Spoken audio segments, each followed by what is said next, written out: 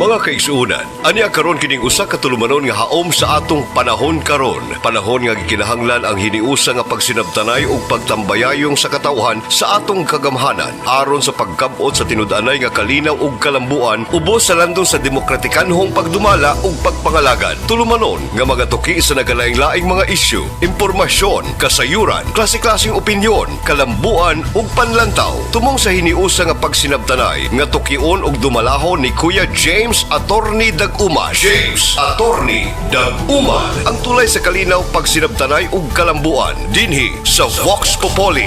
Vox Day. Ang tingog sa katawhan, tingog sa Dios. The voice of the people is the voice of God. Ug karon, ania na ang atong anchorman, Kuya James Attorney Dag-Uman.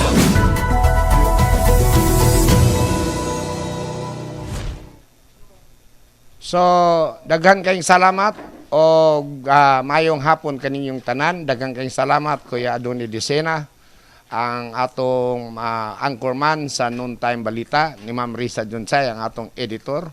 O ingon man sa atong tag-iya o tagdumala ng atong istasyon, One TV channel, si Kuya Johnny Tumi. Ingon man sa iyahang pinanggang kapika si Ma'am Chari Tumi, nga mo'y atong traffic director. Dagan usab kayong salamat sa mga sponsors sa One TV channel nga kanunay nagpaluyo og naghatag og kinabuhi. Salamat labaw sa tanan sa atong Dios nga makagahom sa tanan. Sa laing kahigayunan nga iyang gihatag kanato aron mahimo kitang magpadayon sa pagpangalagad sa katawhang usamisnon o bisamisnon. Kumusta usab sa atong halangdon nga gobernador, Attorney Henry Iswaminal, sa atong congressman sa 2nd District, si Sanso Fernando Ando Ominal, ug ang atong halangdong mayor ning Dakbayan sa Osamis, si Mayor Attorney Mayor Indy Iswaminal Jr. Ug ingon man usab ang atong kongresista sa 1st District nga si Honorable Jason Almonte, sa tanang mga lumilihok sa Team Asinso Administration sa tibuok probinsya sa Misamis Occidental. Kumusta og maayong adlaw kaninyong tanan. So ani na usab kita sa laing edisyon ning atong tulumanon pitsa 12 sa bulan sa Agosto tuig 2022. Dinhi sa Dakbayan sa Osamis, ang pag-implementar sa kahusay ug kalinaw sa atong dakbayan padayon ug pursigido ang pangagamhanan ug administrasyon sa atong halangdong mayor, Attorney Indy Iswaminal, nga magpadayon ang pagmintinar sa kahusay ug kalinaw uban sa pakigdugtong ug pakigtambayayong sa atong OIC Chief of Police, Police Major Dennis Tano. Gani atong kahinumduman nga sa milabayng mga adlaw, daghan ang atong mga kaigsuunan, ang atong mga kaigsuunan nga nalambigit sa pagbaligya ug mga illegal nga mga druga nga nangadakpan dinhi sa lain-laing dapit sa atong dakbayan. Kini pagmatuod lamang nga ang atong kagamhanan, labi na in particular in the city of Osamis, pursigido gayod nga iimplementar og hatagan og nipon ang bisan unsa nga balaod nga gipahamtang sa local government unit ug ingon man sa ato ang nasudnon nga kagamhanan. Baguhay pa lang ang atong kapulisan dinhi sa Dakbayan sa Osamis, ubos sa pagpangulo sa atong OIC Chief Major Dennis Tano, nakadakop sa duha ka suspitsado nga naa nahimutang o diha sa barangay Pulot, o ginaingon nga kining maong usan ining maong suspitsado usa kanhi ka diehard nga bodyguard o supporter sa kanhi politiko nga midagan ning atong dakbayan. Nakuha sa iyahang mga kamot panahon sa bypass operation ang pipila ka mga sasisa Cebu, ingon man ang usa ka granada ug usa ka armas di puwego nga pistola. Kini pagmatuod lamang nga ang atong balaod walay gipili. No one is above the law. Ang si bisan kinsa nga makalapas sa atong balaod, taralon, dakpon ug taralon gayud sa hukmanan. Sa laing hitabo, atong nahibaluan nga ang kanhi chief o pulis dinhi sa Dakbayan sa Osamis nga si Lieutenant Colonel Ramos nalutsan og ordin di aresto, warrant of arrest sa ato ang hukmanan. Gitaral siya gumikan sa paglapas o wala pagtuman sa iyahang kantundanan isip usa ka public servant. So, giisyuhan siya og mandamos sa ato ang City Council. Unsa ba ibuot ipasabot aning mandamos? Kining mandamos, it is a writ or order from a competent or higher court or jurisdiction ordering you to perform a public duty. Niadtong mga panahon na nga ang atong eleksyon nagpadulong. Ang atong kanhi, hipi sa kapulisan, dinhi sa Dakbayan, sa Osamis, napakyas. Pagtuman sa iyahang katundanan, kay nahimo man siya nga bias o nahimong inklinado sa laing political party nga kaatbang sa political administration nga nagdumala sa pangagamhanan sa Dakbayan sa Osamis. So, sa atong kaulahing impormasyon nga nadawat ang atong kanhihipi sa kapulisan dinhi sa Dakbayan sa Osamis nga si Lieutenant Colonel Ramos misurinder na. Umitahan na siyang kagalingon aron pag-atubang sa kaso o reklamo nga gisangat sa City Council sa Dakbayan sa Osamis. Kining mga pahingitabo nga atong nadungog ug nakita, nadungog sa radyo ug nakita sa telebisyon, mahitungod ning kalihukan sa atong kapulisan dinhi sa Dakbayan sa Osamis ug sa probinsya sa Misamis Occidental. Pag matuod lamang kini nga ang atong kapulisan karon ubos sa pagpangulo sa atong provincial commander, matinud-anon nga mituman sa ilahang mandato nga to serve and to protect without favor and to uphold the law. So, mao ni karon ang nahitabo. Ang atong mga kaigsuonan nga niya nahimutang sa lain-laing dapit ning atong Dakbayan, akong gihangyo nga kung aduna pamoy laing mga tinguha nga magpalusot og mga illegal nga druga dinhi sa Dakbayan sa Osamis og ingon man sa pagbuhat og mga illegal nga mga activities o kriminalidad, ayaw na lang mo dinhi sa Osamis. Og mahimo palihog undangan na lang na kaysa ako nang gikaingon ang maong gimbuhaton o buluhaton dili makahatag kaninyo og maayong resulta. Kay usara inyohang padulngan kundili ang prisuhan ang posibleng hinanali ninyong kamatayon. Kini pagmatuod lamang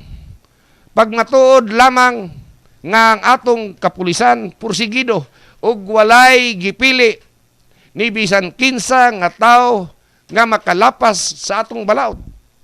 Kini sumala usab sa mandasyon sa atong halangdon nga mayor nga usa ka abogado nga kung kinsa man ugaling ang nakalapas sa maong salaod ipursigido gyud nga i-prosecute sa korte aron siya kapahamtangan sa salaod nga iyang nahimo. So, karon ang katawhang Osamisnon ug Misamisnon, klaro na kayo nga makita na nila nga nanumbalik na ang kahusay ug kalinaw dinhi sa Dakbayan sa Osamis nga atong gipangandoy. Nga o mga maoy kanunay atong gilauman nga buhaton sa atong kapulisan. So, hinaut unta nga kining mga paningkamot sa atong kapulisan ato untang hatagan og igong kooperasyon, koordinasyon o pakigdugtong aron mahimo silang malampuson sa mao nilang gimbuhaton. Alang sa atong kapulisan, dinhi sa Dakbayan sa usami sa pagpangulo ni Major Police Dennis Tano, og ingon man sa probinsya sa Misamis Occidental, akong pagsaludar kaninyo sir. Keep up the good work og daghan kayong salamat sa inyong padayon nga pagtuman sa inyong katungdanan. Ang Don Victoriano, usa ka lungsod nga nahimong tipik ug kabahin sa probinsya sa Misamis Occidental. Usa kini kalungsod nga naa nahimutang sa bukirang bahin, sa tumuing bahin sa probinsya sa Misamis Occidental.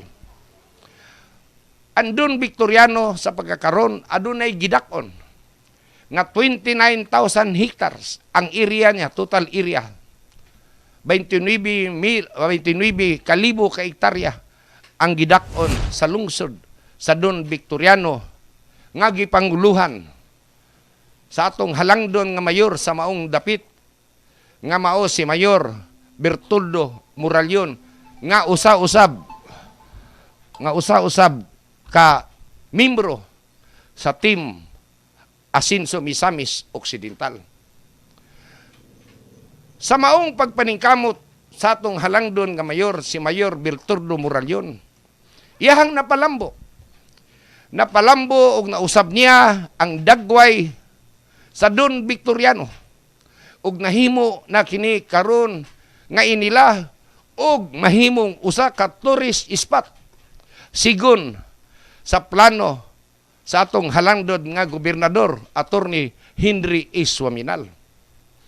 Nganong nahimong usa ka tourist spot o destination? Tungod kay diha sa maong lugar ana diha makita ang gitawag nga Pidhuan Pools nga maghatag og maanindot nga kaliguanan og dagway sa bisan kinsa nga mga dumuduong. Mahimong manindot nga kaliguanan. Manindot nga mga talan-awon sa kabukiran. Gani, kung gikan ka diri manukad sa highway, gikan sa lungsod sa Bonifacio, mahimo nimong tadlason ang simentadong dalan. Padong sa Don Victoriano, nga gigama sa atong halangdong mayor, gobernador, nga si Attorney Henry E. Suaminal, niadtong panahon nga congressman pa sa siya sa 2nd District. Makita nimo ang mga lagpan nga kadalanan nga simentado nga gikan sa National Highway sa lungsod sa Bonifacio pa doon sa Don Victoriano, hanoy na kayo tungod kay ang maong dalan usa sa mga mihuras, mga buhing handumanan sa kaayuhan nga gipatagamtam sa ato ang gobernador kanhi congressman sa 2nd District Attorney Henry A. Suaminal. Sa pagkakaron ang Pidhuan Pools nga naa nahimutang sa Don Victoriano. Gidevelop ni sa atong halangdon mayor Bertoldo Moralion nga mahimong tourist spot. Gani aduna kini allocation nga 30 million pesos nga gikan sa pagangamhanan ug administrasyon sa atong halangdon nga gobernador karon Attorney Henry E. Suaminal aron pagpanindot sa maong dapit. Kahibaluan nga ang maong dapit pinaagi sa paningkamot ni Mayor Bertoldo Moralion, ihang gipanindot gitukuran kininiyag mga cottages nga adunay gilayon nga mga 100 meters gikan sa Pools, Pidhuan Pools, aron sa ingon maprotektahan ang maong pools ug mamintinar ang iyang kanindot sa maong lugar. Sa samang higayon, ang maong pools tipik og kabahin usab sa gihimuan og proyekto sa maong lungsod nga maghatag og water system sa 11 ka mga barangay sa maong lungsod. Ug kini padayon karon nga gitrabaho ubos sa pagkigdugtong sa atong halangdon nga congressman Ando Waminal ug sa atong gobernador sa probinsya Attorney Henry E. Waminal. So kini mao karon ang talan-awon talan-aon nga imong makita diha sa lungsod sa Don Victoriano.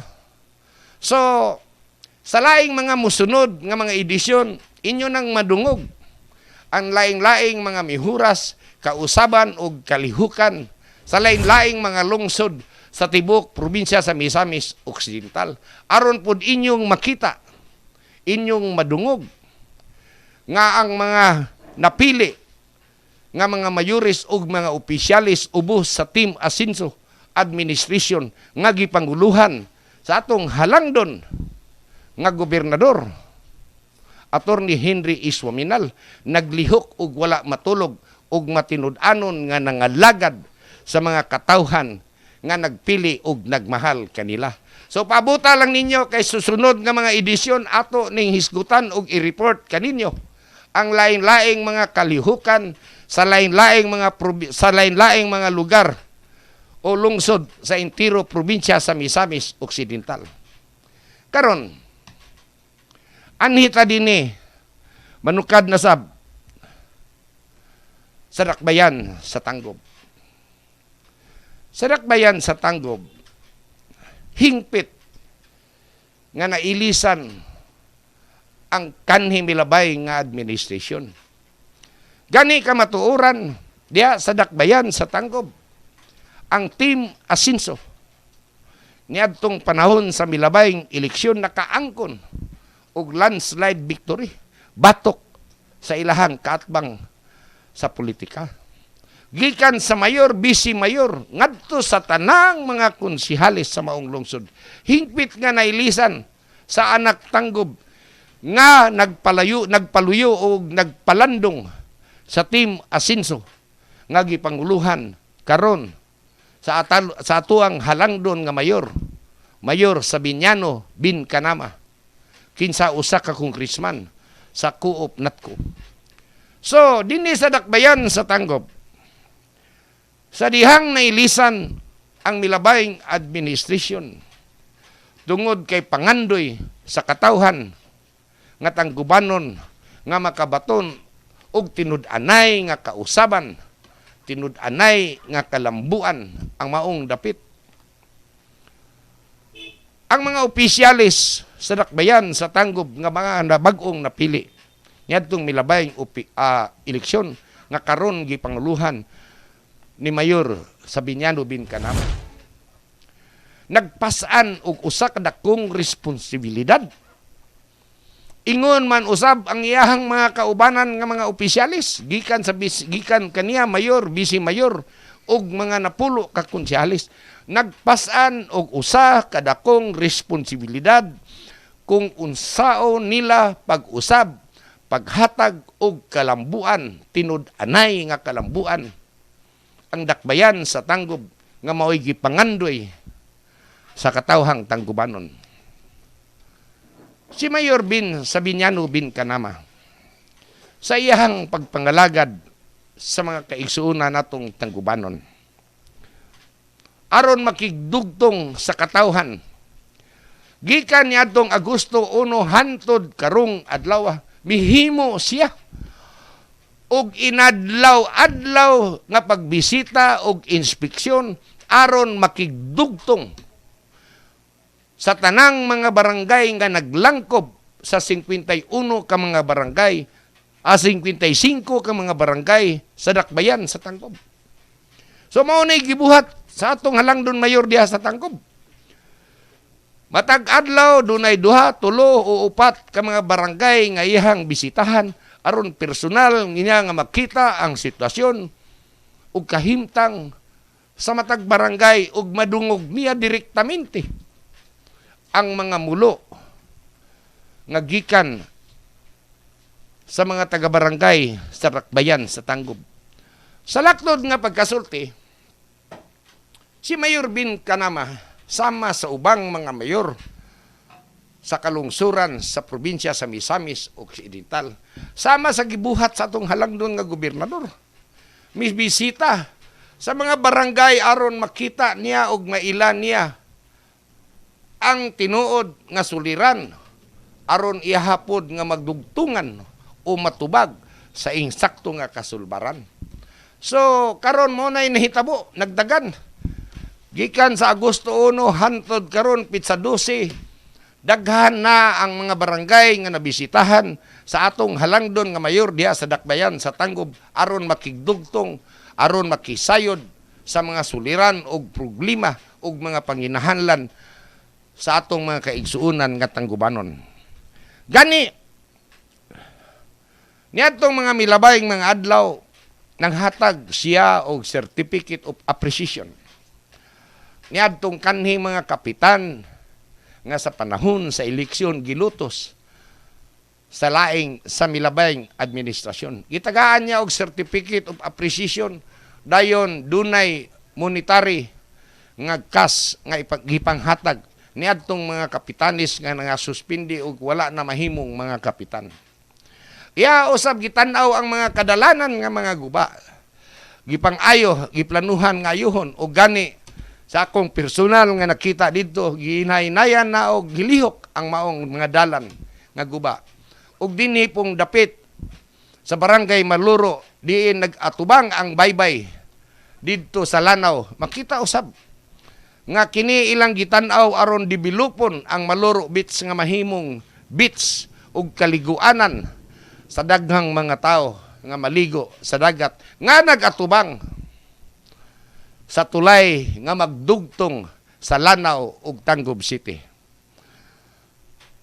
Ang mga lain-laing mga department head sa Dakbayan sa Tanggob ning milabayng adlaw o kaghapong adlaw mihimo na og courtesy call sa mayor sa Dakbayan sa Tanggob aron maipakita nila ang ilahang respeto ug koordinasyon sa ilahang mga pagpaningkamot.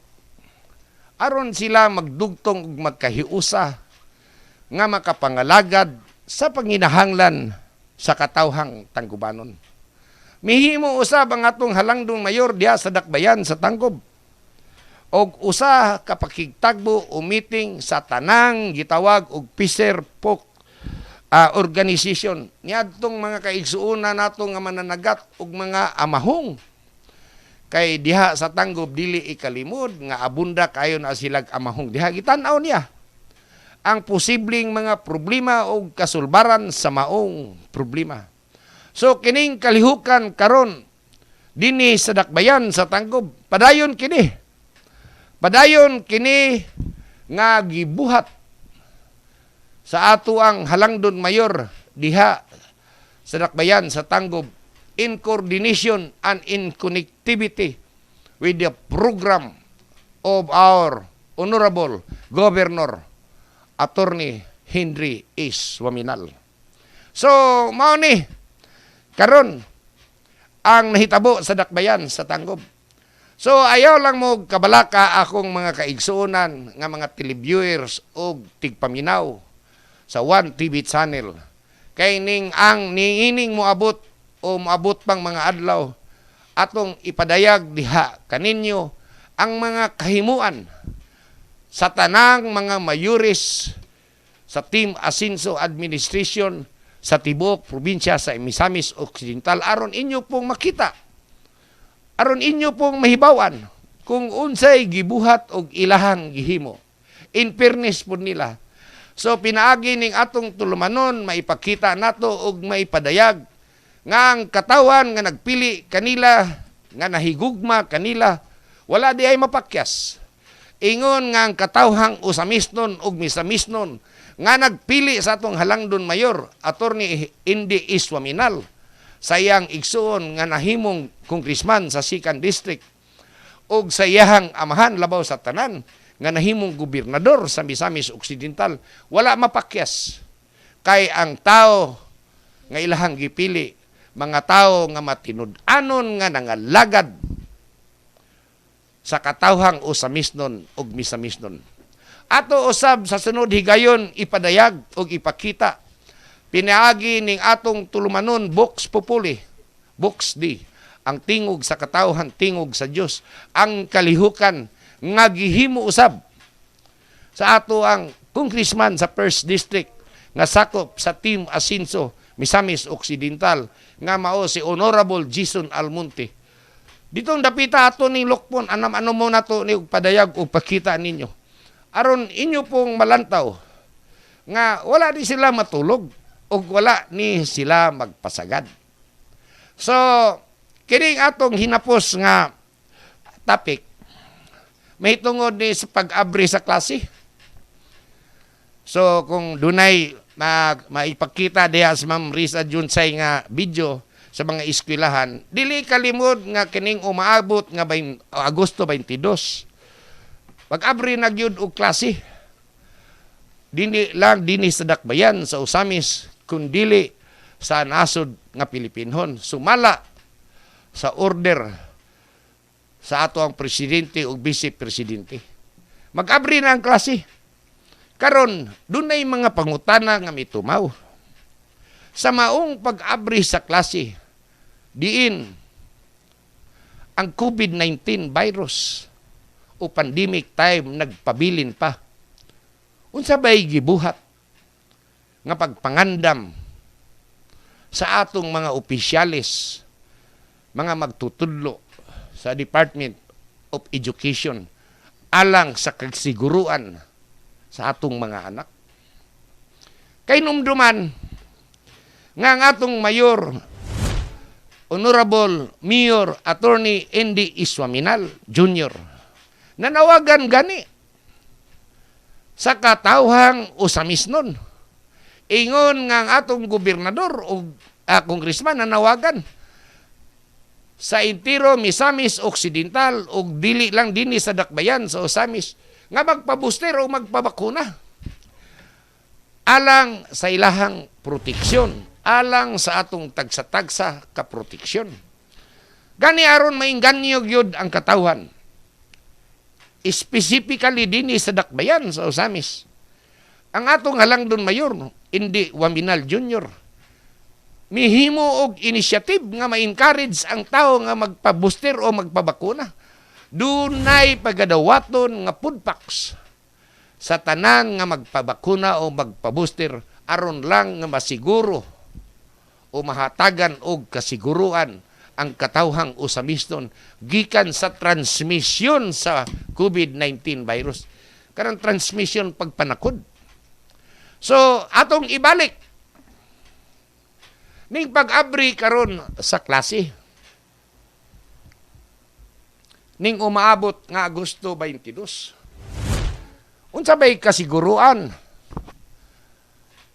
sa tuang mga ginikanan sa preparasyon nga gihimo sa atong kadagkuan sa DepEd dinhi sa division sa syudad sa Usamis sa pagpangulo sa atong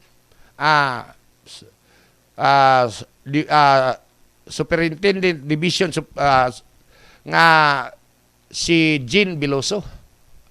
Sumala sa pakighinabi o interview sa atong Division Superintendent nga si Ma'am Jean Biloso. Mingon siya nga gipangandaman o giplanuhan na nila ang umaabot nga pagbukas sa klase. Gani, miingon siya nga ang mga klase dili na consisted. Panahon sa ting abri sa klase, tungod kay duna sila'y pagpangandam sa gitawag nga physical distancing.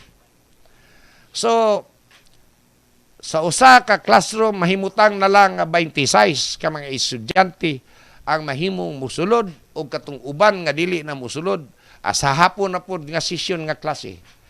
So, sama sa nangdan ang health protocol nga gikinahanglan o gipanawagan dili lamang dinhi sa local government unit sa Dakbayan sa Usamis apan sa tibok nasod nga Pilipinon nga magpabilin nga pismas. Padayon kini nga gipamintinar ang mga kabataan nato lakip ta sa panahon nga nagdasok ang daghang tao kinahanglan gayud nga duna tay pismas nga magtabon sa atong ilong ug baba aron malikayan ang posible nga pagpanakod sa COVID-19 virus. Ang paghugas padayon nga paghugas sa atong mga kamot sa sabon o pagpahid og alkohol usab pud kini nga makatabang kay posible nga sa atong kining atong mga kamot kung asa mga kahikap, posible nga adtong mga dapitang atong nahikapan sa atong mga kamot, dunay mga virus atong gikan sa atong mga kaigsuunan nga nanapot sa panahon sa ilahang pag-istorya adto nang lagpot ng mga laway o COVID-19 virus. So, mao ni ilang pagpangandam. Sa samang higayon, gihimo usab ang Brigada Eskwela.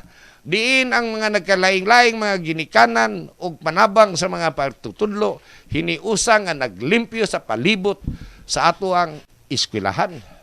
Ug dinhi usab sa dakbayan sa Usamis, gawas sa kahusay ug kalinaw nga padayon nga gipanawagan o gimintinar sa atong Halandon Mayor Indy Iswaminal Jr.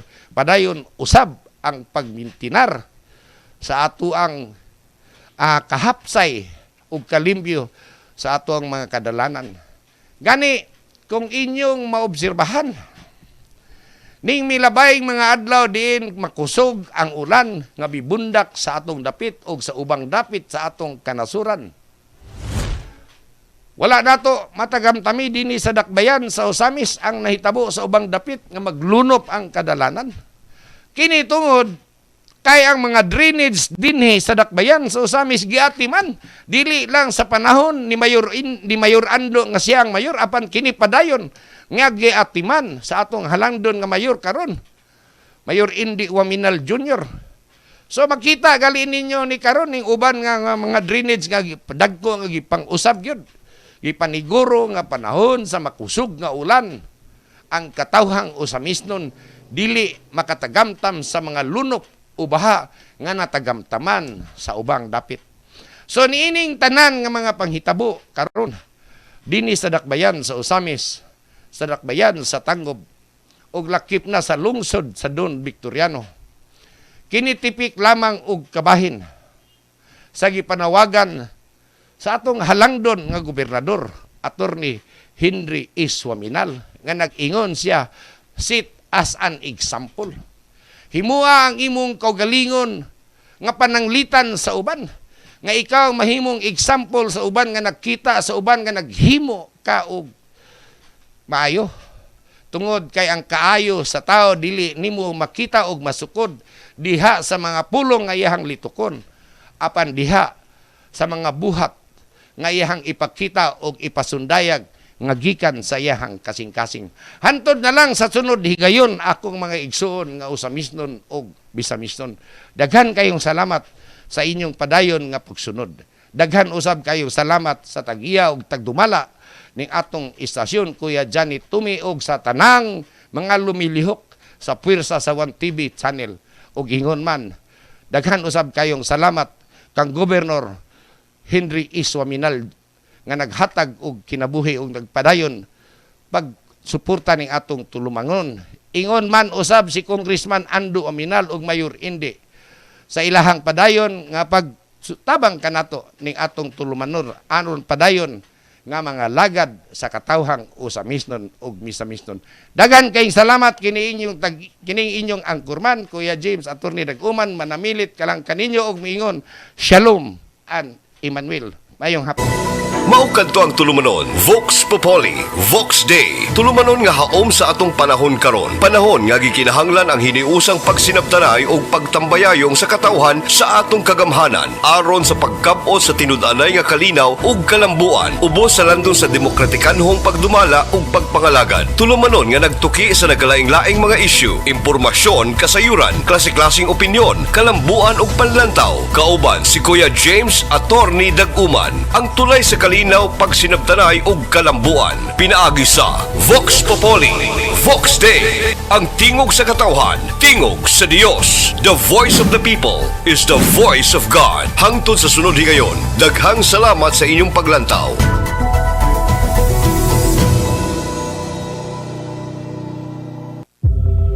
Kini nga programa binayran ug ang tanang gipamulong iya lamang sa magsisibya ug walay labot ang 1TV channel. Daghang salamat, 1TV Management.